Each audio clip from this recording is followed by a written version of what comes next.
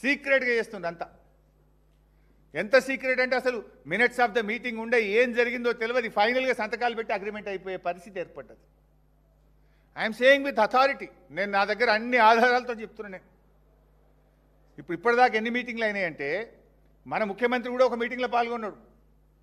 మార్చి 26, 2026 ఆంధ్రప్రదేశ్కు యొక్క సెక్రటరీ వాళ్ళు కూడా ఇక్కడికి వచ్చిండ్రు. యూనియన్ సెక్రటరీ ఒక ఆయన కాంతారావు, ఈయన కూడా ఆంధ్రప్రదేశ్ మూలాలు. అసలు ఆయనకు ఆ పోస్టింగ్ ఎట్లా వచ్చింది, చంద్రబాబు ఎంత వ్యూహాత్మకంగా అడుగులు వేస్తున్నాడు, ఢిల్లీలో వాటర్ సెక్రటరీనే తన మనిషిని తెచ్చిపెట్టుకున్నాడు. ఆ కాంతారావు గారు ఇక్కడికి వచ్చి మన ముఖ్యమంత్రిని, మన నీళ్ళ మంత్రిని, మన ఈఎన్సీని, మన అడ్వైజర్తోని మార్చి 26, 2026 నాడు మొదటి మీటింగ్ అయింది. తర్వాత ఏప్రిల్ 27, 2026 నాడు ఢిల్లీలో సెంట్రల్ సెక్రటరీ దగ్గర మీటింగ్ అయితే దాంట్లో సిడబ్ల్యూసి, ఎన్డబ్ల్యూడి అధికారులు పాల్గొన్నారు.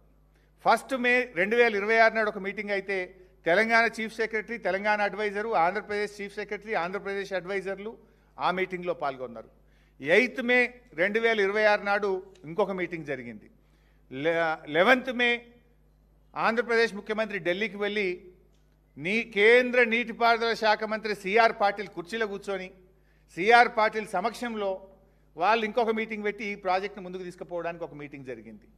23 మే ఒక మీటింగ్ జరిగింది. ఇవాళ ఆదివారం కదా, నిన్నగాక మొన్న శుక్రవారం కూడా ఒక మీటింగ్ అయింది ఢిల్లీలో. అది ఇంకొక లింకు, ఏది మన మహానది పోలవరం లింకు కూడా పెడుతుంది. అందులో ఒక 147 టీఎంసీలు తీసుకుపోతామని.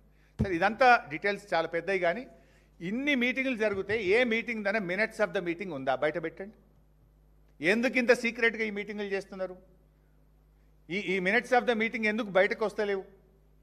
ఇలా ఇంకా జోక్ ఏంటంటే, ఈ మన తెలంగాణ తరఫున ఈ మీటింగ్లకు ఎవరు పోతారు? చంద్రబాబు నమ్మిన బంటు, తెలంగాణ రాష్ట్ర ప్రభుత్వ సలహాదారు ఆదిత్యనాథ్ దాస్ పోతాడు. తెలంగాణ ఇంజనీర్లను కూడా తీసుకుపోతలేరు ఈ మీటింగ్కు. మన ఇంటర్ స్టేట్ ఇంజనీర్లను కూడా మీటింగ్ లోపలికి పోతలేరు. ఏమవుతుందో మన తెలంగాణ ఇంజనీర్లకు కూడా తెలియనంత సీక్రెట్గా చేస్తున్నారు. అంటే ఇప్పుడు రేవంత్ రెడ్డి దొంగ చేతికే తాలపు చేలు ఇచ్చిండు. ఎందుకంటే ఆదిత్యనాథ్ దాస్ ఎవరు? 10 ఏళ్ల పాటు ఆంధ్రప్రదేశ్కు ఇరిగేషన్ సెక్రటరీగా తెలంగాణ ప్రాజెక్టులకు వ్యతిరేకంగా పనిచేస్తూ చివరికి కోర్టు చేత చీవాట్లు తిని జైలుకు పోవాల్సిన పరిస్థితి వచ్చింది. ఆయనను తెచ్చి తెలంగాణ అడ్వైజర్ పెట్టుడైంది. ఈ మీటింగ్లన్నీ ఆయన తెలంగాణ ఇంజనీర్లు కూడా లేకుండా ఆయనే పోయి ఈ మీటింగ్లు అటెండ్ చేయడం వెనుకనే స్పష్టమైన కుట్ర కనబడుతుంది. అదే బాబు కన్నుల్లో రేవంత్ రెడ్డి ఆనందం చూడాలనుకుంటుండు. తెలంగాణకు ఏమైనా పర్వాలేదు అనేటువంటి దిశగా ఈరోజు ఆయన పనిచేస్తూ ఉన్నారు.